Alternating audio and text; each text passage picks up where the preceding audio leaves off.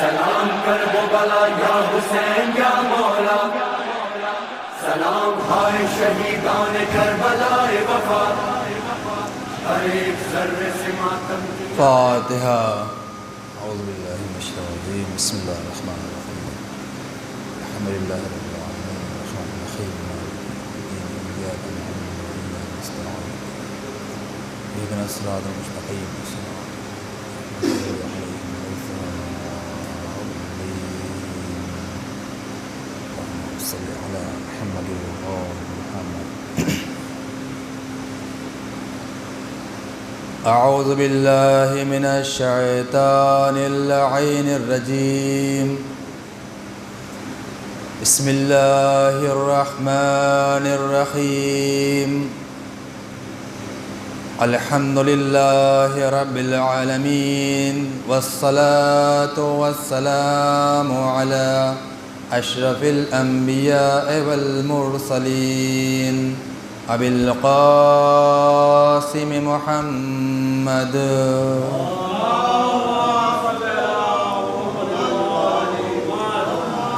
وآلہ الطیبین الطاہرین المعصومین المظلومین، اما بعد فقد قال اللہ تبارک وتعالی فی کتابہ الکریم، بسم اللہ الرحمن الرحیم، یا ایتها النفس المطمئنہ ارجعی الی ربک راضیۃ مرضیہ۔ صلوات بر محمد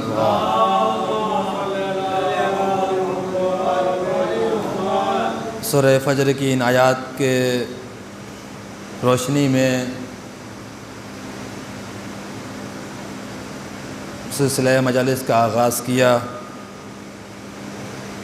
زید پور کا یہ قدیمی عشرہ مجالس، اور اس سلسلے کی آج کی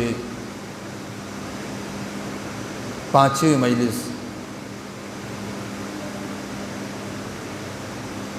ہم سب محو اعضاء ہیں، محو گریہ ہیں، اور فرش اعضاء پر حاضر ہو کر اس درس سے فیضیاب ہو رہے ہیں۔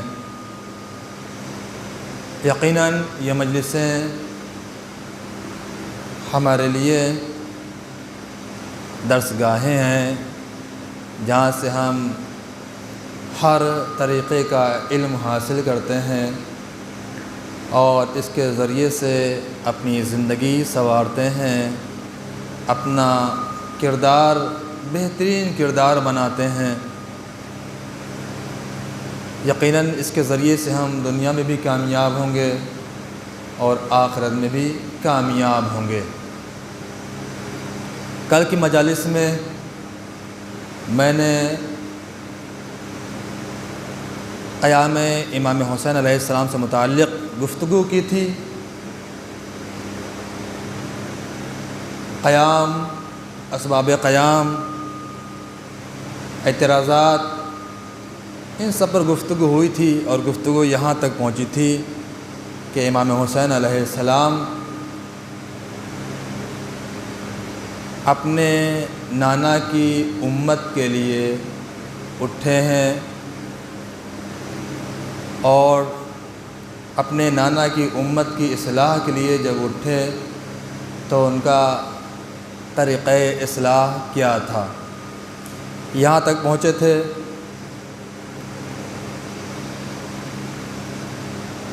کہ ہم اپنے نانا کی امت کی اصلاح کرتے ہیں، اور گفتگو کل یہاں تک پہنچی تھی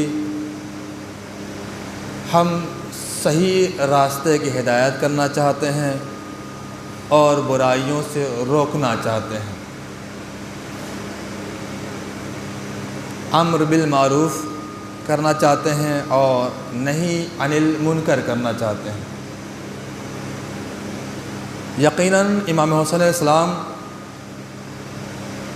نے جو قیام کیا، جو اقدام کیا، اس کا مقصد یہی تھا کہ امت کی اصلاح ہو جائے۔ تو عزیزو، یہاں تک گفتگو آ گئی۔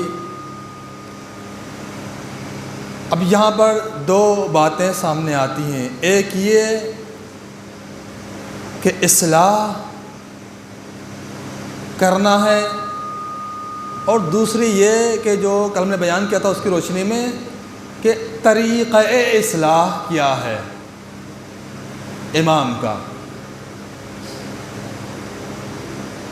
جو امت کے لیے اٹھے ہیں، جو قیام کیا ہے، جو اقدام کیا ہے، وہ اصلاح کے لیے۔ پہلی بات تو یہ ہوگی اصلاح کے لیے اٹھے، اصلاح کے لیے اٹھے تو طریقہ اصلاح کیا ہے۔ طریقہ اصلاح کو سمجھنا ہے تو یہیں سے سمجھ لیجئے، جب مدینے سے یہ قافلہ چلا تھا تو اس وقت امام موسیٰ علیہ السلام نے وصیت نامے میں لکھا تھا جناب حنفیہ کو کہ امت کی اصلاح کے لیے میں نکل رہا ہوں۔ تو وہاں پر طریقہ اصلاح کا جو تذکرہ کیا تھا اس وصیت نامے میں، وہ یہ تھا کہ میں چاہتا ہوں جو ہمارے جد کی سیرت تھی، جو ہمارے بابا کی سیرت تھی، ہم اس سیرت پر عمل کرتے ہوئے امت کی اصلاح کریں۔ اسیرو بجدی و ابی، ہم چاہتے ہیں کہ اپنے جد رسول اسلام اور اپنے بابا علی مرتضیٰ کی سیرت پر عمل کرتے ہوئے امت کی اصلاح کریں، امت کی اصلاح کریں۔ اور یہی راستہ اختیار کیا محمد صلی اللہ علیہ وسلم نے۔ ایک تو غرض تھی کہ اصلاح کرنا ہے، اور راستہ جو اختیار کیا وہ جد کا راستہ، وہ علی کا راستہ، اور یہ راستہ اختیار کر کے دنیا کے سامنے یہ پیش کیا کہ دیکھو، اگر ہم سے پہلے ہمارے بابا کے بارے میں یہ سوچتے ہو انہوں نے جو سیرت اپنائی کس کی اپنائی، تو پہلے یہ دیکھو کہ میں جو سیرت اپنا رہا ہوں تو اس کا مقصد کیا ہے۔ مقصد یہ ہے کہ رسول اسلام نے، علی مرتضیٰ نے جو سیرت اپنائی وہ ایسی سیرت تھی کہ جس کی مثال نہیں پیش کی جا سکتی۔ اسی سیرت پر عمل کرتے ہوئے امام صلی اللہ علیہ وسلم نے اقدام کیا، قیام کیا۔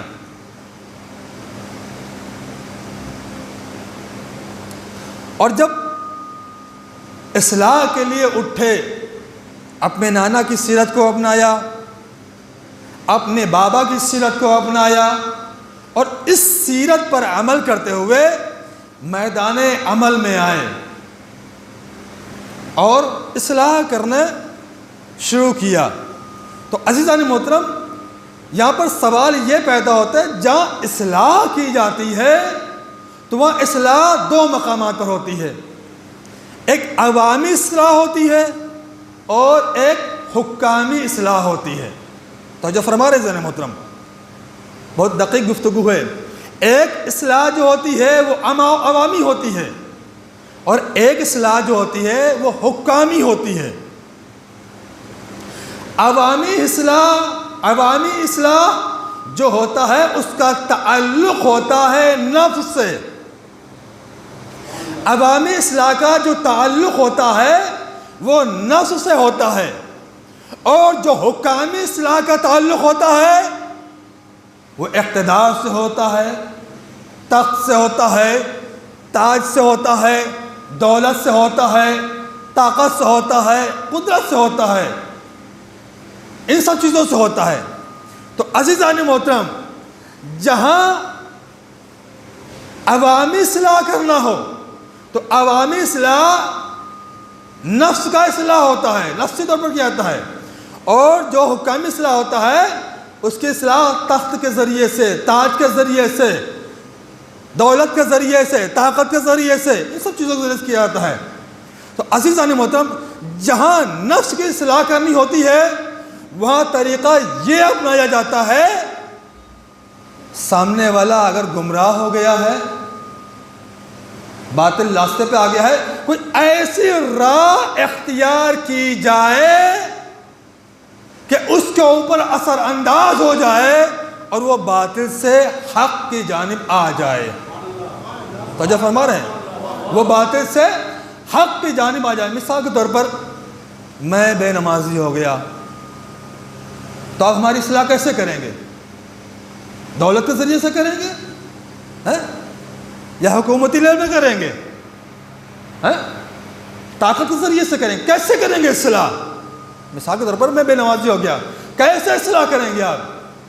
اگر آپ کے اندر اتنا اثر ہے، آپ کی گویائی میں اتنا اثر ہے، آپ کی زبان میں اتنا اثر ہے کہ آپ سمجھا دیں اور میں سمجھ جاؤں، ہماری اصلاح ہو گئی۔ آپ سمجھا دیں، میں سمجھ جاؤں، میری اصلاح ہو گئی۔ آپ سمجھا دیں نماز نہیں پڑھیں گے تو یہ نتیجہ آئے گا، ایسا ہو جائے گا، ویسا ہو جائے گا۔ آج مثال کے طور پر آپ کی زبان میں اثر ہے، آپ نے سمجھایا، میں سمجھ گیا۔ بہت ساری ایسی باتیں ہیں۔ مثال کے طور پر میں کسی بدکاری میں ملوث ہو گیا، آپ کی زبان میں اثر ہے، آپ نے مجھے نفسی طور پر اصلاح کرنا چاہا، سمجھایا یہ برا ہے، اسے انجام نہ دو، اس کے یہ نقصانات ہیں، اس سے یہ بیماریاں پیدا ہوں گی۔ آپ کی زبان میں اثر ہے، ہمارے دل پر اثر کرے گی وہ بات، ہم سمجھ جائیں گے۔ کیا ہوتا ہے؟ ایسے ہی تو ہوتا ہے۔ نفس کی اصلاح کا طریقہ کیا ایسے ہی تو ہوتا ہے؟ یا سیدھے حکومتی لیول پہ آ جائیں گے، تخت کے ذریعے سے، حکومت کے ذریعے سے، طاقت سے سمجھایا جائے گا؟ نہیں عزیزو، ہماری زبان میں اثر ہے، ہم سمجھا دی، سمجھ میں آ گیا۔ دوسرا طریقہ جو حکام کی اصلاح کا ہے، تو وہ طریقہ ایسا طریقہ ہے کہ جس لیول پر وہ ہیں، جس منزل پر وہ ہیں، اسی منزل پر آ کے سمجھانا پڑے گا۔ مثال کے طور پر اگر تخت کے اوپر بیٹھے ہوئے ہیں اور لوگوں کو گمراہ کر رہے ہیں، چاہنے والے کو گمراہ کر رہے ہیں، شراب پی رہے ہیں، جوا کھیل رہے ہیں، اپنا اثر دوسروں پر ڈال رہے ہیں، اور ان کی اصلاح کرنی ہے تو انہیں سمجھانا نہیں ہے، بلکہ جس کے اوپر وہ سوار ہیں یہ کیا جاتا ہے کہ ان سے اس چیز کو لے لیا جائے۔ مثال کے طور پر ان کے سر کے اوپر تاج ہے تو اس تاج کو لے لیا جائے، ان کا دماغ تو کھل جائے، ہوا لگے، اصلاح ہو جائے۔ تخت پر بیٹھے ہوئے ہیں، ان کے نیچے سے تخت کو کھینچ لیا جائے، زمین پر پیر تو آ جائیں جن کے ذریعے سے اصلاح ہو جائے۔ اب اگر حکومتی لیول پہ اصلاح کرنی ہے تو یہ طریقہ اپنانا پڑے گا، تخت کو کھینچنا پڑے گا، تاج کو لینا پڑے گا، دولت کو لینا پڑے گا، یعنی یہ چیزیں ان سے الگ کرنا پڑے گی، تب اصلاح ہو سکتی ہے۔ عوام کی اصلاح نفس کے ذریعے سے سمجھا دیا، سمجھ میں آ گیا، اصلاح ہو گئی۔ حکومت کی اصلاح جس طریقے سے حکومت کرنے والا حکومت کر رہا ہے اسی انداز میں اصلاح کرنا بھی پڑے گا۔ تخت پر بیٹھا ہوا ہے تو اپنی طاقت کے اعتبار سے گمراہی پھیلا رہا ہے، تو اس گمراہی کو روکنے کے لیے، اس فساد کو روکنے کے لیے، ان برائیوں کو روکنے کے لیے سب سے پہلے یہ کرنا پڑے گا کہ اس کی طاقت کو لے لیا جائے، اس کے تخت کو لے لیا جائے، اس کے تاج کو لے لیا جائے، اس کی طاقت کو، اس کی قدرت کو لے لیا جائے۔ جب لے لیا جائے گا تب اصلاح ہو سکتی ہے، ایسے اصلاح نہیں ہو سکتی۔ جب لے لیا جائے تب اصلاح ہو سکتی ہے۔ ایک تو یہ ہو گیا عوام کی اصلاح، اور دوسرا حکام کی اصلاح۔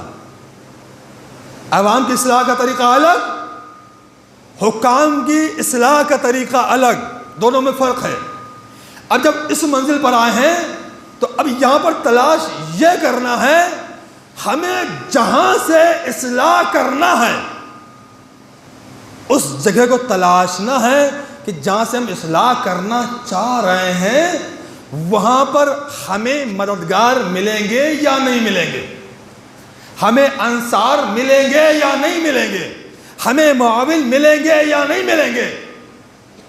آپ دیکھیں جب مدینے سے یہ قافلہ چلے تھا، کون تھا کہنے والا اب نہ جائیے ہم مدد کے لیے تیار ہیں؟ کوئی تھا؟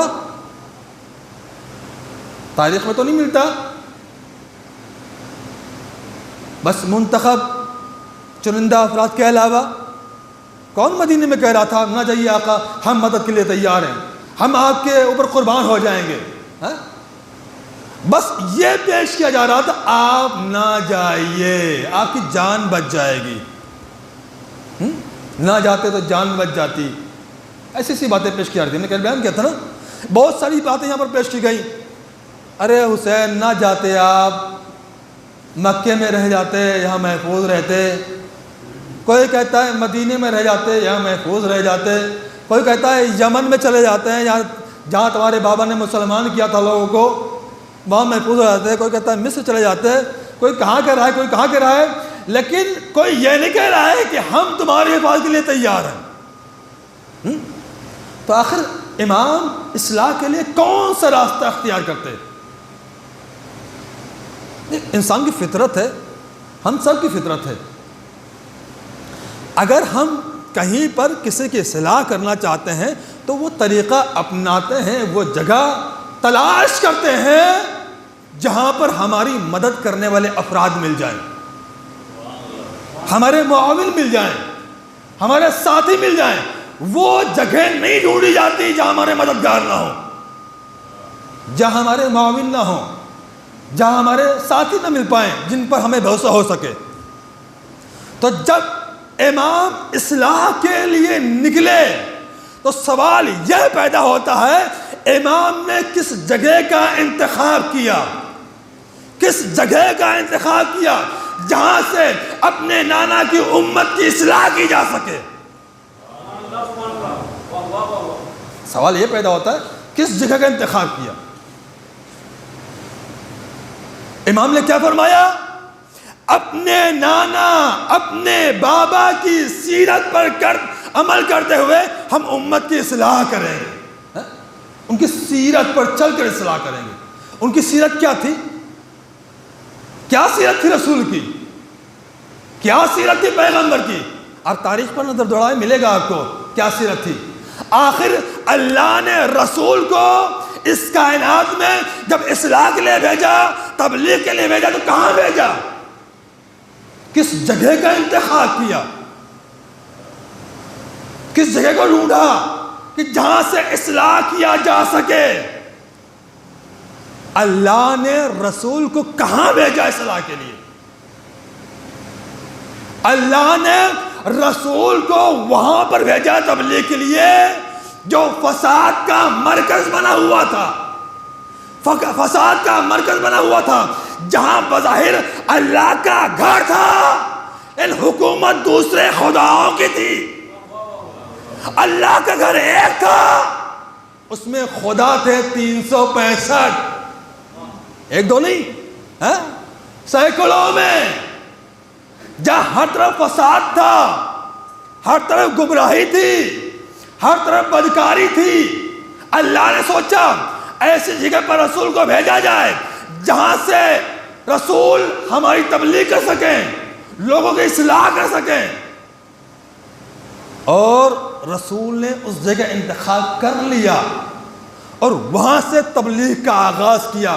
اور جب تبلیغ کا آغاز کیا تو رسول یہ نہیں ڈرے کہ ہمارے سامنے طاقت کتنی بڑی ہے. رسول نے یہ نہیں سوچا ہمارے سامنے قدرت کتنی بڑی ہے. رسول نے یہ نہیں سوچا ہمارے سامنے اتنے سارے خدا ہیں، بلکہ جہاں پر اللہ کا گھر تھا اور وہاں پر حکومت دوسرے خداؤں کی بظاہر تھی، دوسرے خداؤں کے بت رکھے گئے تھے، اس جگہ پر رسول السلام آ کر آواز دے رہے ہیں لا الہ الا اللہ، اللہ کے علاوہ کوئی اللہ نہیں ہے. یہ 365 خدا سب بیکار ہیں، میں انہیں نہیں مانتا. 365 کو نہیں مانتا، 100 کو نہیں مانتا، 10 کو بھی نہیں مانتا، 5 کو بھی نہیں مانتا. میں مانتا ہوں تو اس اللہ کو جس نے ہم کو بھیجا ہے. السلام علی محمد پر.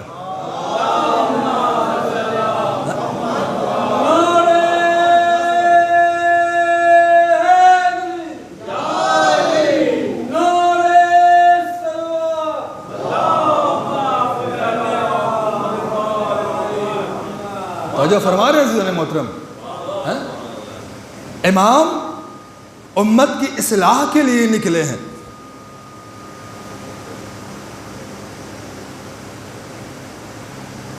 تو اس جگہ کا انتخاب کرنا ہے جہاں ہمیں مددگار مل جائے. اس جگہ کا انتخاب کرنا ہے جہاں ہمارے لیے معاون مل جائیں. اس جگہ کا انتخاب کرنا ہے جہاں ہمارے ساتھی مل جائیں جن پر ہم اعتماد کر سکیں. اپنے جد کی سیرت پر عمل کرتے ہوئے اس جگہ کو تلاشا جا رہا ہے, انتخاب کیا جا رہا ہے.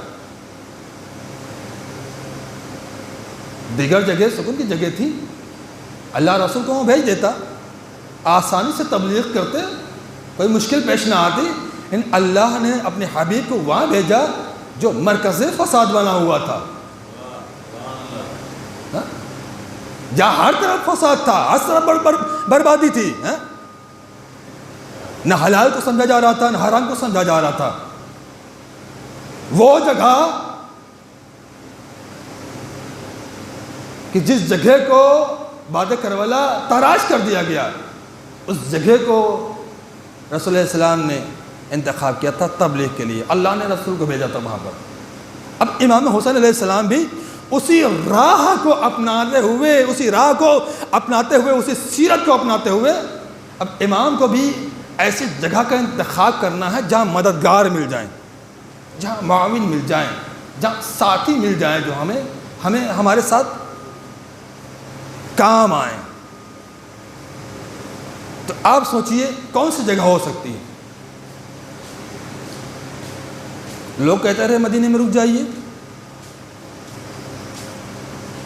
لیکن کسی نے یہ نہیں کہا ہم مدد کے لیے تیار ہیں. مکے میں رک جاتے, کوئی مددگار کے لیے تیار تو نہیں تھا, مدد کے لیے تیار نہیں تھا. کوئی کہتا چین چلے جاتے, وہاں مدد نہیں جاتے. آخر مددگار کہاں ملتے, سوال یہ پیدا ہوتا ہے.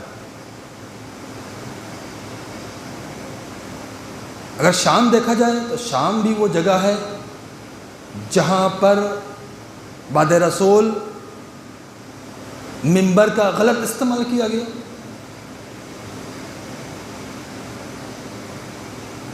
جہاں پر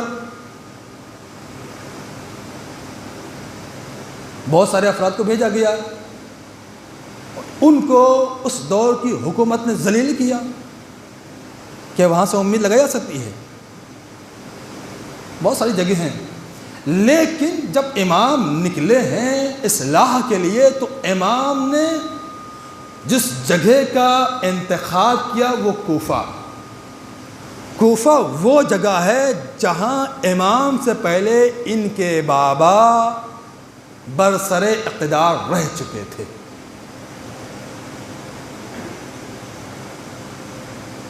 تو یہاں سے معاون ملنے, مددگار ملنے کی امید ہے, مل سکتے ہیں.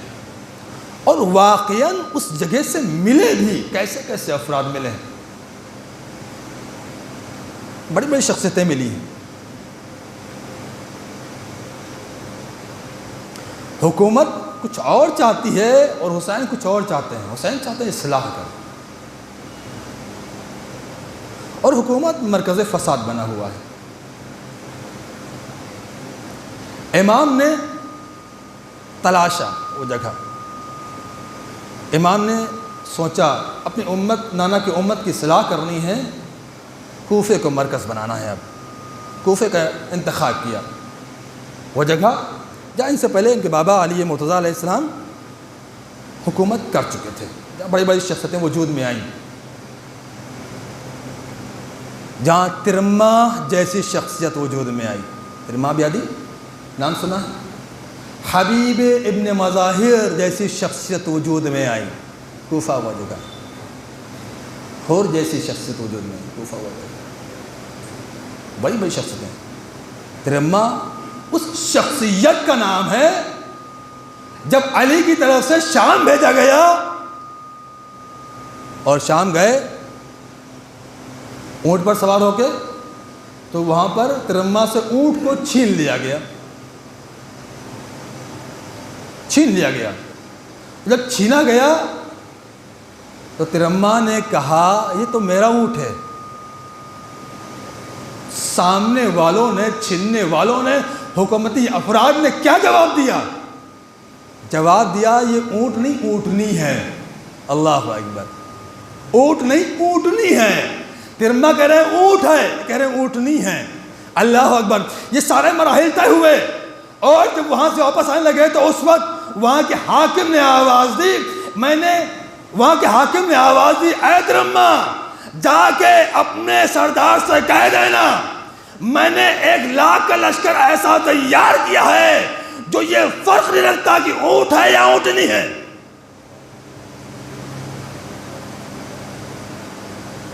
اونٹ ہے یا اونٹنی ہے تو تمہارے بارے میں کیا فرق رکھے گا؟ تو عزیزان محترم، صحابی علی تھے. بڑا حسین جملہ جواب میں کہا. صحابی علی تھے، بہت ہی اچھا جملہ سامنے کہا. ترما بن عدی نے کیا کہا؟ حاکم شام سے کہا ٹھیک ہے تم نے 1,00,000 کا لشکر تیار کیا ہے. کیسا لشکر؟ حاکم نے کہا ایسا لشکر جو میدان میں بکھر جائے تو رائی کے دانوں کی طرح ہے. ایسا لشکر جو میدان میں بکھر جائے تو رائی کے دانوں کی طرح ہے.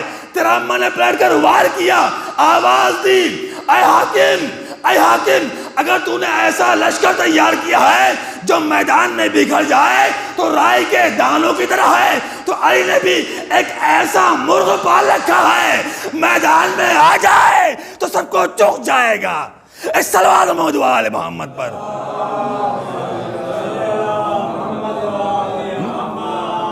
ایک اس سے بہتر صلوات محمد و آل محمد پر. تو کوفے نے ایسی شخصیتیں دی ہیں. کوفے نے ایسی شخصیتیں دی ہیں. ترما جیسی شخصیت، حبیب ابن مظاہر جیسی شخصیت، ایسی شخصیت جس کو کربلا سے اپنا دوست کہہ کے بلایا جا. حور جیسی شخصیت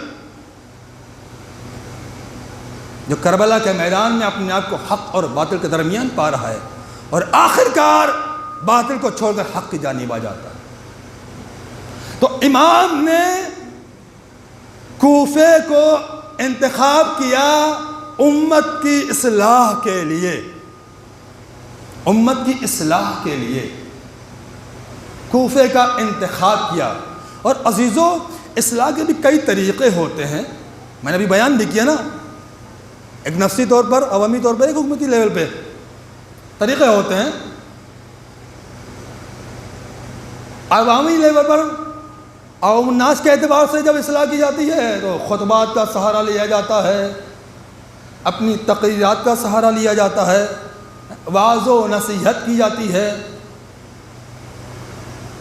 امام جب اصلاح کے لیے نکلے تو پورا راستہ انہوں نے کیا کام انجام دیا؟ یہی طریقہ اپنایا. وعظ و نصیحت، خطبات، تقاریر، یہی طریقہ اپنایا نا. اگر یہ طریقہ نہ اپناتے، اپنا بہترین کردار نہ پیش کرتے تو آپ بتائیے جب یہ قافلہ مدینے سے چلا تھا کتنا بڑا تھا، اور جب کربلا پہنچا تو کتنا بڑا تھا. افراد زیادہ ہوئے نہیں ہوئے. یہ افراد آ کر مل جانا اس بات کی دلیل ہے کہ امام نے ایسے کردار کا مظاہرہ کیا اور دنیا کو بتایا ایسا کردار پیش کرو دنیا کھنچ کر آ جائے.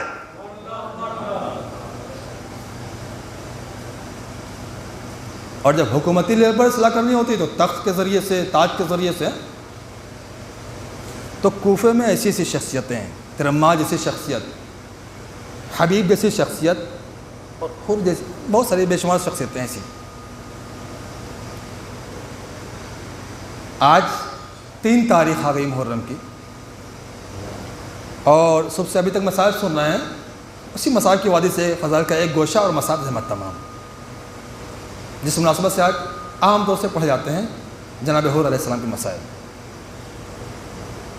امام نے اصلاح کا طریقہ اپنایا، خطبات کے ذریعے سے، تقاریر کے ذریعے سے، واعظ و نصیحت کے ذریعے سے، اور اس کے بعد حکومت کے لیے اس کے اقتدار کو چھیننا، یعنی اس کو اس جگہ سے ہٹانا مقصد تھا تاکہ اصلاح کی جا سکے، اور دنیا کے سامنے پیش کیا۔ اگر ہم بہترین کردار پیش کریں تو دنیا کوئی ایسا انسان نہیں جو کھنچ کر نہ آ جائے۔ ہمیں بھی یہی طریقہ اپنانا چاہیے، اپنی مجالس میں بھی، اپنی تقاریر میں بھی۔ آج کل میڈیا کا دور ہے، ہم لوگ دیکھتے ہیں ذرا سی کوئی بات ہوتی ہے میڈیا پہ فوراً تان و تن شروع کرتے ہیں۔ ہمیں سوچنا چاہیے، سمجھنا چاہیے سامنے والا کہہ کیا رہا ہے، کردار کو پہچاننا چاہیے، اس کی حقیقت کو پہچاننا چاہیے، تب کچھ پیش کرنا چاہیے اپنی بات۔ امام نے راہ کربلا میں، راہ کوفہ میں جو طریقہ اپنایا بہت حسین طریقہ تھا۔ چلتے چلتے وہ مقام بھی آیا جہاں حر کے قافلے سے ملاقات ہو گئی۔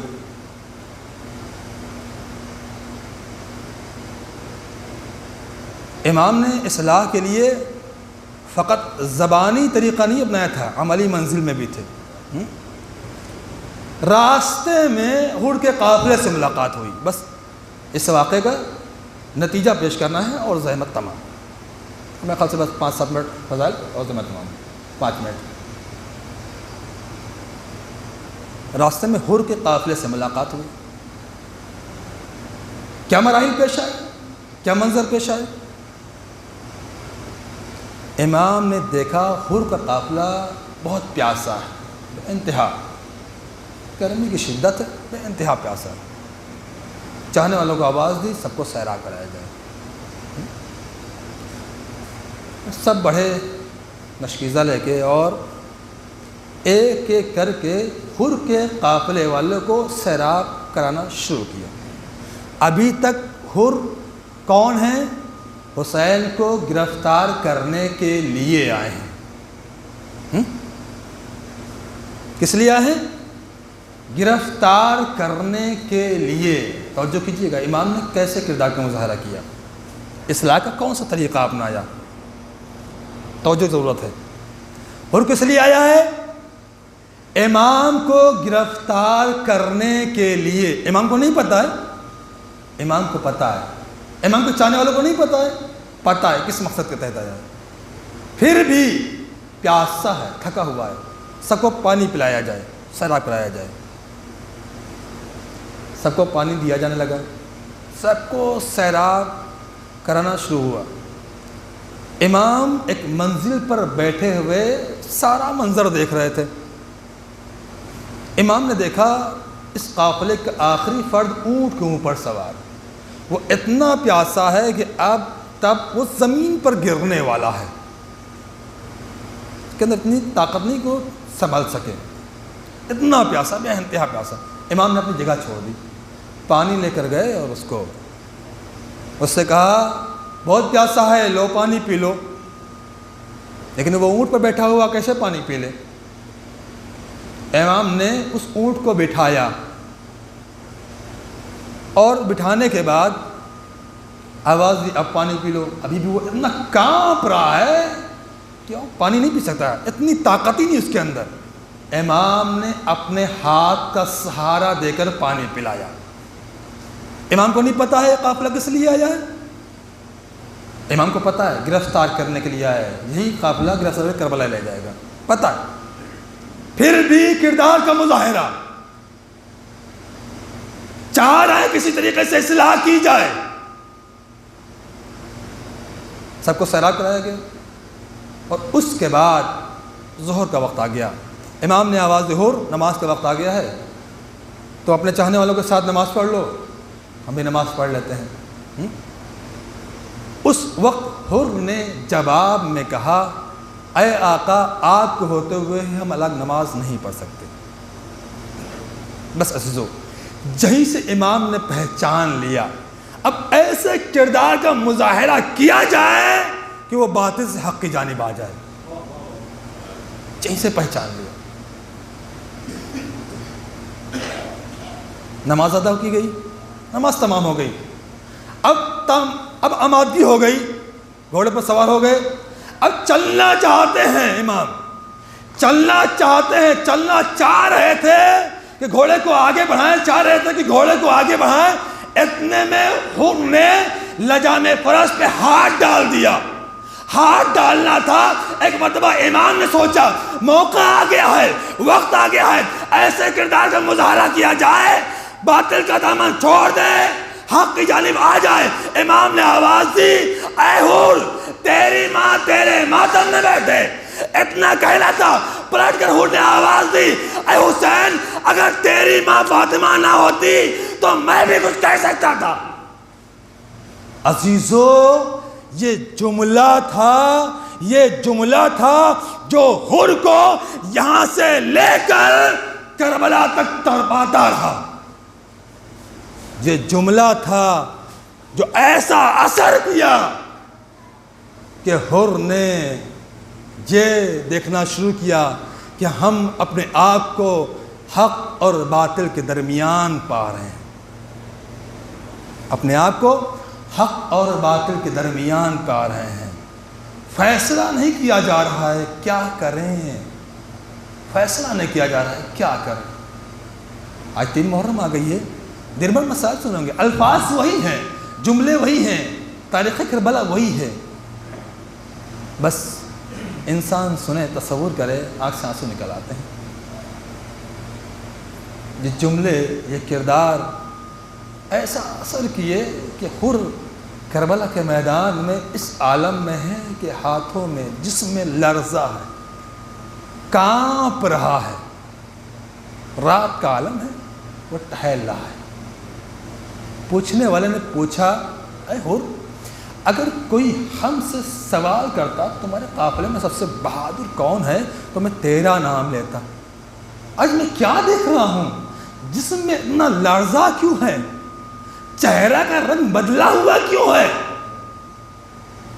ایک مرتبہ حر نے آواز دی، تو نہیں جانتا، تو نہیں سمجھ پائے گا، میں اپنے آپ کو کس منزل پر پا رہا ہوں، اپنے آپ کو کس منزل پر پا رہا ہوں، میں اپنے آپ کو ایسی جگہ پر لے آیا ہوں جہاں مجھے سمجھ میں نہیں آتا کہ اس طرف جاؤں یا اس طرف جاؤں۔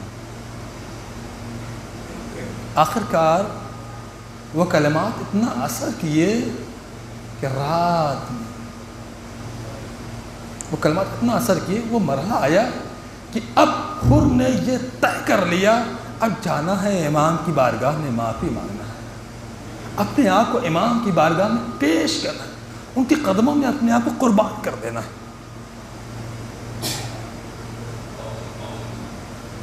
اپنے آپ کو تیار کیا، اس میں لرز رہا ہے، چہرے کا رنگ بدل گیا ہے، جب چلنا چاہے تو پیچھے سے بیٹے اور غلام